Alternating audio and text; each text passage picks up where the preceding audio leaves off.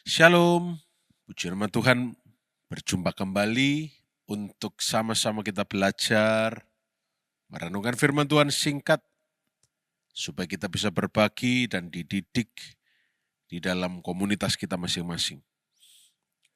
Saya percaya setiap kali kita berkomunitas, Tuhan hadir, Tuhan memulihkan saudara, mempererat tali persaudaraan kita, karena hari-hari ini bukan hari-hari yang menyenangkan, tapi bersama Yesus pasti beres kabeh.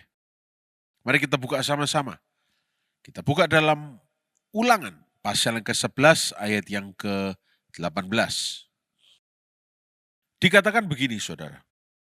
Tetapi kamu harus menaruh perkataanku ini dalam hatimu dan dalam jiwamu. Dan kamu harus mengikatkannya sebagai tanda pada tanganmu dan haruslah itu menjadi lambang di dahimu. Message kalimat pertamanya kita dapat, saudara. Kamu harus menaruh perkataan ini dalam hatimu dan dalam jiwamu. Kita mengerti. Kita paham bahwa firman Tuhan itu harus kita ingat. Kita jadikan pedoman hidup. Tetapi dilanjutkan, kamu harus mengikatnya sebagai tanda pada tanganmu dan haruslah itu menjadi lambang di dahimu. Ini berbicara mengenai tanah, ya. Torah Nevi'im Ketuvim, ya, pada zaman itu. Ya. Kalau di Israel sekarang, PL saja, Perjanjian Lama. Saudara kalau mau Google, saudara akan bisa lihat bahwa orang-orang Yahudi, terutama yang ultra-ortodoks, itu dia kalau jalan kemana-mana, kalau mau beribadah, dia akan selalu membawa seperti kotak kecil, lalu diikatkan di tangan. Lalu kotak kecil ditempelkan di dahi gini, seperti topi. Nah itu karena mereka secara letterlek mengikuti ini. Figuratively speaking, literally, diterjemahkan oleh mereka. Ya, mereka tidak benar-benar mengerti kenapa, tapi mereka melakukan ini, ya, karena disuruh. Dikatakan begini, karena kalau yang diletakkan di tangan itu dekat sama hati, jantung, sumber kehidupan, ya. Jadi di telapak tangan di sini, ya. Kalau yang di kepala, ya itu karena kepala itu dekat mata, ya, supaya di antara kedua bola mata, ya. Supaya apa? Supaya selalu ingat. Tapi ini hanya dipakai oleh para pria, saudara, ya. Wanitanya enggak. Tapi akhirnya, waktu berjalan, ini hanya dipakai, sebagai lambang kemunafikan, hipokrisi. Akhirnya ini jadi vain, tidak ada artinya.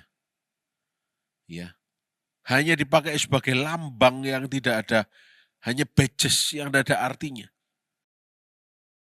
Dan bahkan hanya dipakai sebagai perhiasan saja. Makanya, kalau saudara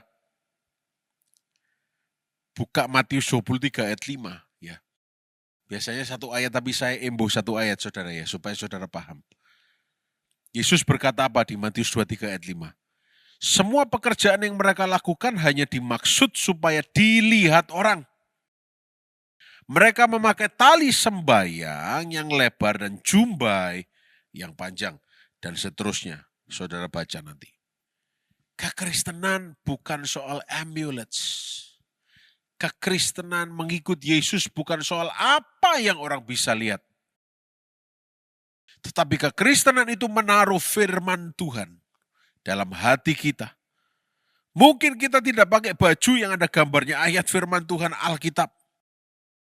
Saya punya baju yang ada tulisannya ayat firman Tuhan, tulisan tangan mama saya sendiri. Mungkin saudara nggak pakai baju yang sangat Kristen sekali. Ya.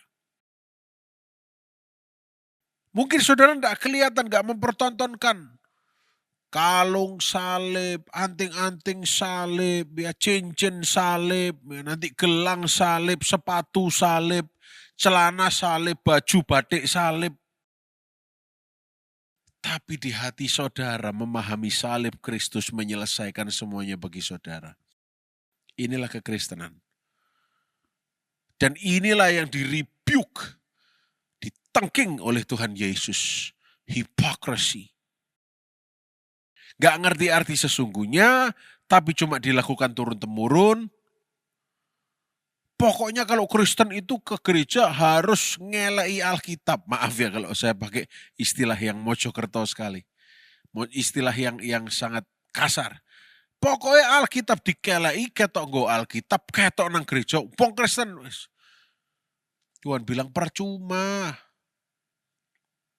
Di rumah tidak jadi orang Kristen, di gereja aja kelihatan Kristen. Hipokrisi. Ke gereja berdasi, berjas rapi, di rumah compang-camping kehidupannya. Mari kita belajar. Bukan yang tampak di luar, tetapi perkataan firman yang diletakkan di hati. Itu yang Tuhan minta. Itu yang bukan dituntut, tapi Tuhan perintahkan supaya kita lakukan. Karena Tuhan tahu itu yang berguna. Yang di luar ini gak seberapa berguna. Oleh karena itu saya percaya seluruh jemaat anggota KPK Gereja Allah Baik menaruh firman Tuhan di dalam hatinya. Dan saya percaya firman itu akan bertumbuh, mengisi hati kita, menjadi sumber kehidupan kita. Untuk kita terus mempermuliakan nama Tuhan dan melihat mujizat Tuhan. Saya berdoa, biar ini terjadi dalam kehidupan kita semua. Selamat berkomunitas, Tuhan Yesus memberkati.